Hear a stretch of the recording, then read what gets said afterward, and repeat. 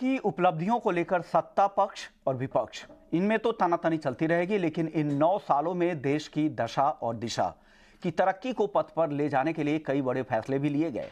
List लंबी है, लेकिन हम भारतीय बाजार के लिए 9 साल कैसे रहे, हम इसकी बात करेंगे। ये 9 साल शेयर बाजार के लिहाज से कैसा रहा, आंकड़ों के जरिए इसे समझा रहे हैं हमारे सहयोगी प्रशांत पांडे।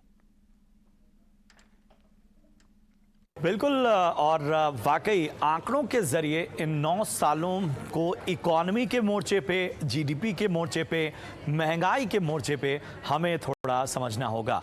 तो हम सबसे पहले बात करें इन 9 सालों की, तो इन 9 सालों में बहुत कुछ बदला, बहुत सी चुनौतियां आई। चुनौती थी कोरोना की, चुनौती थी ग्लोबल टेंशन की, खास तौर पे रूस यूक्रेन वॉर की, लेकिन भारत की अर्थव्यवस्था ने इन सभी चुनौतियों का डटकर सामना किया। सरकार की पॉलिसीज हो, सरकार की तमाम बड़ी स्कीम्स हों या विदेशी निवेश को आकर्षित करने की तमाम कोशिशें, उन सभी ने अपना काम किया, कोशिशें रंग लाईं और जो तस्वीर उभर कर सामने आई वो तस्वीर हम आपके सामने पेश करने वाले हैं। तो जरा ये तस्वीर देखिए।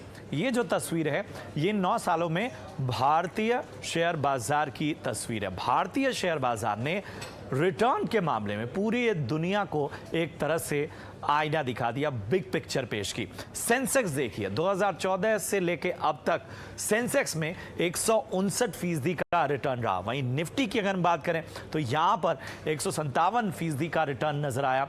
बाकी अगर हम बात करें सेंसेक्स के अलावा, निफ्टी के अलावा बाकी स्टॉक एक्सचेंजेस की पूरी दुनिया में, तो वहां पर हालत थोड़ी सुस्त रही। चाहे निक्केई हो, ताइवान हो, शंघाई हो, वहां पर रिटर्न भारत के मुकाबले कम रहे, लेकिन भारतीय शेयर बाजार ने जबरदस्त रिटर्न लोगों को दिया।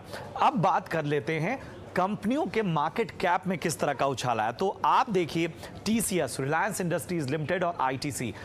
टीसीएस 4.3 लाख करोड़ इसका मार्केट कैप था 15 मई 2014 को, और 25 मई 2023 को यह मार्केट कैप बढ़कर पहुंच गया 12.1 लाख करोड़। यानी पिछली मई से इस मई, यानी 2014 मई से लेके अब तक मई तक, इन 9 सालों में कितना जबरदस्त मार्केट कैप में उछाल। रिलायंस इंडस्ट्रीज लिमिटेड को देखिए, यहां पर 3.4 लाख करोड़ का मार्केट कैप आज बढ़कर 16.5 लाख करोड़ हो गया।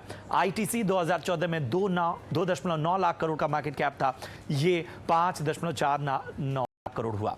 इसके अलावा बात करें एचडीएफसी बैंक की, तो 1.9 लाख करोड़ का मार्केट कैप मई 2014 में था। मई 2023 में ये 9 लाख करोड़ तक पहुंचा। इन्फोसिस के आंकड़े को देखें तो यहां पर 5.4 लाख करोड़ तक मार्केट कैप बढ़ा 1.9 लाख करोड़ से। एसबीआई 1.7 लाख करोड़ इसका मार्केट कैप मई 2014 में था, जो कि 2023 मई में बढ़कर 4.9% तक पहुंचा। बात करें आईसीआईसीआई की, तो 1.6 लाख करोड़ से मार्केट कैप बढ़कर 6.6 लाख करोड़ पहुंचा। एचडीएफसी 1.4 लाख करोड़ से बढ़कर 4.9 लाख करोड़ पहुंचा। तो ये कंपनियों के मार्केट कैप में उछाल की बात आई। अब बात करते हैं जीडीपी, महंगाई और बाकी पहलुओं की। जीडीपी 2014 में देखिए 2.04% की ग्रोथ, जीडीपी ग्रोथ की रफ्तार थी। 2022 में ये 6.8% पहुंची और 2023 में FY23 में प्रोजेक्शन है 7% या इससे ऊपर जीडीपी ग्रोथ की रफ्तार हो सकती है। मायने रखता है क्योंकि चुनौतियां बहुत थी। अब आगे हम देखें महंगाई दर। मई 2013 में महंगाई दर 8.42% थी, जो कि अप्रैल 2023 में 4.7% पर आई। हालांकि महंगाई के मोर्चे पर अब भी चुनौतियां, चैलेंजेस बरकरार हैं।